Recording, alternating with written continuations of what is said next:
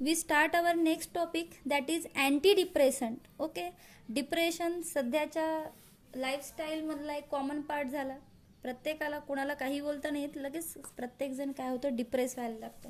पण त्याचे main reason काय, आपण आपली लाईफस्टाईल चेंज करणं तेवढंच गरजेचं आहे. ओके, हे शिकवण्यामागचा एवढाच उद्देश आहे की आपण जेवढं हॅपी राहिलं तेवढं हॅपी राहत जा, मस्त, जेणेकरून डिप्रेशन कसं होईल, पुढे पळून जाईल. डिप्रेशनला आपण सिंपल भाषेमध्ये काय म्हणतो, सॅडनेस. काय म्हणतो, sadness. Okay, sadness through possible intense, it is usually of a short duration. आणि जनरली मी तुम्हाला सेंट्रल नर्वस सिस्टीम शिकताना स्टार्टिंगला सांगितलं की जे की कसं असते, शॉर्ट ड्युरेशननी होतं. ओके, पण कधी कधी आपल्या बॉडीमध्ये किंवा ब्रेनमध्ये असे काही आपण केमिकल लोचा म्हणू, त्याला केमिकल लोचा होतं की जेणेकरून ते काय होतं, लॉंग टर्मसाठी होतं. ओके, म्हणजे बघा, ह्या अँटी डिप्रेसंटला ओके आपण दुसरं नाव काय, थायमोलेप्टिक एजंट. काय म्हणतो, थायमोलेप्टिक एजंट. आता बघा, it was observe that and the agent which are used to elevate the mood. आता ह्या ठिकाणी आपल्याला माहिती, ते पर्सन पूर्ण डिप्रेस होते, थकून गेल्यासारखं, इन्सोमनिया, लॉस ऑफ स्लीप होतं, सॅडनेस होतं. ओके, त्याला असं कंटाळा आल्यासारखं होतं पर्टिक्युलरली. ओके, त्याचं स्केलेटो मसल कंप्लेंट करत असतात, ॲनोरेक्झिया, GI डिस्टर्बन्स, हे सगळे कशाचे सिम्पटम्स आहेत, डिप्रेशनचे. ओके, तर ह्या ठिकाणी मग ते, आणि हे जर जास्त दिवस झालं तर it can leads to be suicide. Okay, so तर ह्या ठिकाणी अँटी डिप्रेशनचा मेन उद्देश काय असतं, दे इलेवेट द मूड. जो काही डिप्रेस झालेला मूड आहे त्याला इलिव्हेट करायचं काम करत असतं.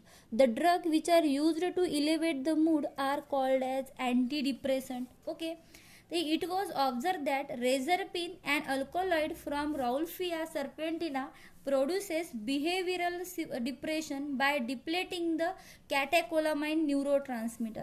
मग ह्या ठिकाणी असं काय होत असेल, मी तुम्हाला स्टार्टिंगला सांगितलं होतं की स्टॅबिलाइज करायचं काम कोण करत असतं, आपलं ब्रेनमध्ये प्रेझेंट असलेलं न्यूरो ह्युमरल ट्रान्समिशन. बरोबर आहे. मग ह्या ठिकाणी काय होते, आपल्या बॉडीमध्ये पर्टिक्युलरली काय राहतं, माऊ इनिबिटर. आपण असं म्हणू शकतो की सिम्पली नॉर ॲड्रिनॅलिन किंवा सेरोटोनिनची लेवल ब्रेनमध्ये कमी झाल्यामुळे, कशाची, नॉर ॲड्रिनॅलिन, कशाची, नॉर ॲड्रिनॅलिन अँड सेरोटोनिन 5HT ची लेवल ब्रेनमध्ये कमी झाल्यामुळे आपल्याला पर्टिक्युलरली काय होतं, डिप्रेशन हा डिसीज होतो. मग ह्या ठिकाणी अँटी डिप्रेसंट काय करत असतील, त्यामध्ये एक तर ट्रायसायक्लिक अँटी डिप्रेसंट आणि दुसरं आहे माओ इनिबिटर, ज्याला आपण म्हणतो मोनो अमायनो ऑक्सिडेज इनिबिटर. आता मोनो अमायनो ऑक्सिडेज काय करतो, अमाईनचं ऑक्सिडेशन करत असतो. काय करतं, अमाईनचं ऑक्सिडेशन करतो. आता अमाईनचं ऑक्सिडेशन झाल्यामुळे त्या अमाईनचं म्हणजे नॉर ॲड्रिनॅलिन किंवा 5HTचं त्या ठिकाणी काय होणार, कॅटेकोलामाइनचं त्या ठिकाणी ब्रेकडाऊन होतो. बरोबर आहे, ब्रेकडाऊन म्हणजे त्या ठिकाणी त्याची लेवल कमी व्हायली आणि त्यामुळेच काय होत आहे, हा डिसीज होत आहे. मग ह्या ठिकाणी आपला अँटी डिप्रेसंट काय करतो, मोनो अमायनो ऑक्सिडेजला काय करतो, त्या एन्झाईमला इनिबिट करतो. इनिबिट केल्यामुळे काय होतं, त्या ठिकाणी प्रेझेंट असलेल्या सिनॅप्समध्ये, पोस्ट सिनॅप्टिक नर्वमध्ये काय होतं, नॉर ॲड्रिनॅलिन आणि 5HTची लेवल जास्त राहते आणि आपल्याला काय होतं, डिप्रेशनमधून तो पर्सन बाहेर येतो. ओके, हे झालं पर्टिक्युलरली कशामुळे होतं, कळालं सगळ्यांना की नॉर ॲड्रिनॅलिन 5HTची लेवल सिनॅप्समध्ये ओके कशी होते, कमी. त्याला कमी झाल्यामुळे काय होतं, डिप्रेशन होतं. बरोबर आहे. मग त्याला इलिव्हेट करायचं काम कोण करत असतं, वाढवायचं काम कोण करत असतो, ड्रग. कोणते ड्रग, अँटी डिप्रेसंट. ओके, काय करतं, अमाइन, कॅटेकोलामाइनची लेवल काय करतं, इन्क्रीज करतं. ओके, मग त्याची क्लासिफिकेशन बघू. पहिला आहे tricyclic anti depressant, typical tricyclic anti depressant. त्यामध्ये त्याचे 3 सबटाईप्स आहेत. पहिला आहे इम्युनोडायबेन्झिल डेरिव्हेटिव्ज, एक्झाम्पल आहे इमिप्रामाइन. सेकंड आहे डायबेन्झोक्झेपिन डेरिव्हेटिव्ह, एक्झाम्पल आहे डोक्झेपिन. तिसरा आहे बेन्झोसायक्लोहेप्टेन्स अँड रिलेटेड कंपाऊंड्स, एक्झाम्पल आहे ॲमिट्रिप्टॅलिन. नेक्स्ट दुसरा आहे माऊ इनिबिटर, त्याच्यामध्ये बघा हायड्राझाइड्स एक्झाम्पल आहे फिनिलाझिन, नंतर नॉन हायड्राझाइड्स त्यामध्ये परत 2 सबटाइप्स आहे सायक्लोप्रोपिलामाइन, ट्रॅनिलसीप्रोमाइन आणि सेकंड आहे सिम्पॅथोमायमॅटिक डिॲम्फिटामाइन, डेक्झाम्फिटामाइन किंवा डिॲम्फिटामाइन. थर्ड क्लास आहे अटिपिकल अँटीडिप्रेसंट, त्याचं एक्झाम्पल आहे डायबेन्झेझेपिन and मिसलेनियसमध्ये beta ॲड्रिनो receptor agonist, example आहे साल्ब्युटॅमॉल आणि थायरोट्रॉपिन रिलीजिंग हार्मोन. ओके, हे झालं क्लासिफिकेशन कशाचं, अँटी डिप्रेसंटचं. आता हे अँटी डिप्रेसंट कसे ॲक्ट होतात बघा, तुम्हाला परत सांगते. ह्या ठिकाणी ही झाली आपली प्री सिनेप्टिक नर्व आणि ह्या ठिकाणी झाला हा पोस्ट सिनेप्टिक नर्व. ह्या ठिकाणी बघा प्रत्येकाचं आपल्याला माहिती रिसेप्टर राहतं. ओके, ह्या ठिकाणी हे पोस्ट सिनॅप्टिक रिसेप्टर आणि ह्या ठिकाणी प्रेझेंट असलेले सिनॅप्स. काय होते, नॉर ॲड्रिनॅलिन आणि 5-HT त्याला आपण सेरोटोनिन म्हणतो, ते काय होतं ह्या ठिकाणी पोस्ट सिनॅप्टिकवर रिलीज होतात ड्यू टू द ह्या सिनॅप्टिक क्लेफ्टमधून आणि ह्या ठिकाणी येऊन काय करतात त्याची ॲक्शन दाखवतात. पण जेव्हा ते इथं प्रेझेंट राहतात तेव्हा ते काय करतात मला सांगा बरं. ह्या ठिकाणी ते जे एजंट आहेत ते काय करतात 5-HT and noradrenaline, 5-HT and noradrenaline त्यांचा इफेक्ट दाखवतात आणि स्वतः मस्त परत त्यांचं रिअपटेक होत असते. काय होत असते, परत त्यांचं रिअपटेक. ओके, आणि ह्या ठिकाणी प्रेझेंट असलेला मोनो अमायनो ऑक्सिडेज नावाचा एन्झाईम ह्या नॉर ॲड्रिनॅलिन आणि 5-HTचं काय करत असते, ऑक्सिडेशन म्हणजे त्याचं ब्रेकडाऊन करते. बरोबर आहे. मग आपल्याला मला सांगा बरं काय करायचं आहे, ह्या पोस्ट सिनॅप्टिक क्लेफ्टमध्ये काय करायचे, नॉर ॲड्रिनॅलिन आणि सेरोटोनिनची लेवल वाढवायचे. बरोबर आहे. कशी वाढवणार मग ते काय करतील, ह्या ठिकाणी एकतर आपल्याला ह्या माओ इनिबिटरला इनिबिट करावं लागेल किंवा हे रिअपटेक जे होत आहे, रिअपटेक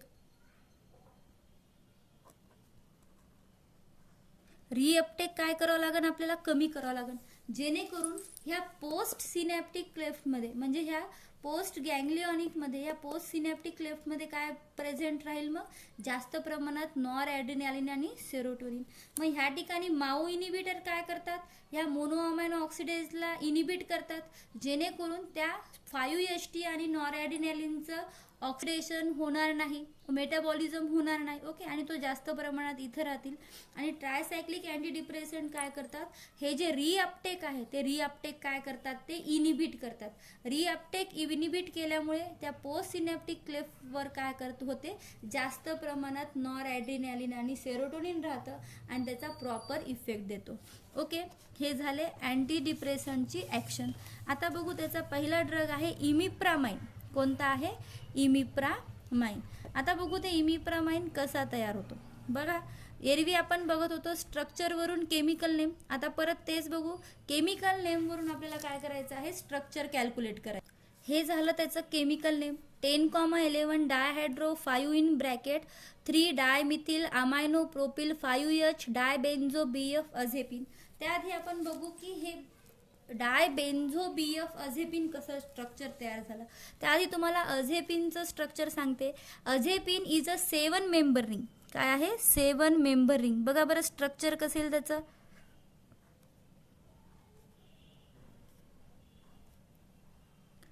आणि त्याच्या पहिल्या याला नायट्रोजन. ओके, बघा बरं 1 2 3 4 5 6 7. ओके, झाली 7 मेंबर रिंग. या 7 मेंबर रिंगला alternate double and triple bond. Okay, double and alternate single and double bond. आता हे झालं अझेपिनचं स्ट्रक्चर. आता याच्या साईडला नंबरिंग देऊ आपण ABCDEFG. काय म्हणते, BF अझेपिन म्हणजे ह्या अझेपिनच्या B आणि F साईडला काय अटॅच होत आहे, डायबेन्झो. ओके, आणि 5व्या पोझिशनला काय, पहिल्या कार्बन ॲटमला काय आहे, H. मग ह्या ठिकाणी बघा बरं काय होते, बघा बरं या ठिकाणी आधी स्ट्रक्चर बघू. काय होणार, BF म्हणजे इकडे एक बेन्झिन रिंग अटॅच होणार आणि या F पोझिशनला. ओके, आता ह्या ठिकाणी हे झालं आपलं डायबेन्झो BF अझेपिन. बरोबर आहे. पण ह्या ठिकाणी ह्या 10व्या, आता ह्या अझेपिनला आपण ॲक्च्युली तर खाली स्ट्रक्चर काढते आणि ह्याला नंबरिंग देते. ओके, बघा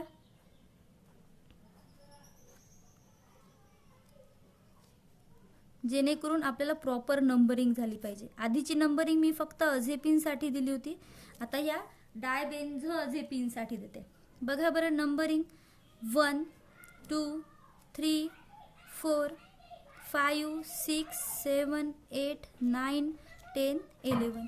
ओके, ह्या ठिकाणी 10व्या आणि 11व्याला बॉन्ड आहे, पण जे आपलं इमिप्रामाइनचं स्ट्रक्चर आहे त्या इमिप्रामाइनमध्ये 10व्या आणि 11व्याला बॉन्ड येत नाही, म्हणून ह्या ठिकाणी आपल्याला काय लावावं लागणार, 10 आणि 11 डायहायड्रो. 5व्या नायट्रोजनला आधी हायड्रोजन आहे, म्हणून ह्या स्ट्रक्चरचं पूर्ण बेसिक नाव इथं लिहून देते तुम्हाला. काय ते बघा, 5H 5व्या पोझिशनला हायड्रोजन, डायबेन्झो, BF अझेपिन. ओके, हे झालं आपला पॅरेंट. आता या पॅरेंटच्या 10व्या आणि 11व्याला हायड्रोजन नाही, म्हणजे बॉन्ड ब्रेक झाला, म्हणजे ॲडिशन ऑफ हायड्रोजन झाली, म्हणून याला 10,11 डायहायड्रो लिहू.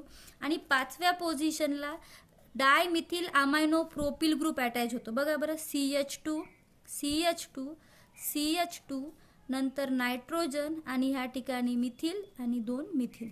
मग ह्या ठिकाणी बघा बरं, मग केमिकल नेम काय येणार, इथं लिहून देते chemical name.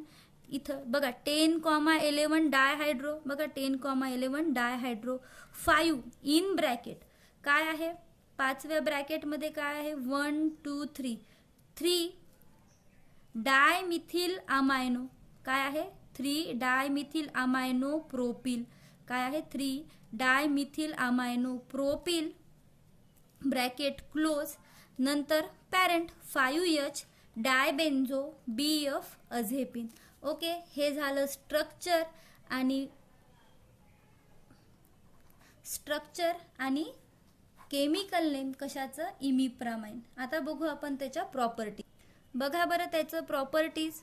Main, it is a white or slightly yellow crystalline powder, odorless, bitter taste and sensation of numbness, and it is freely soluble in water.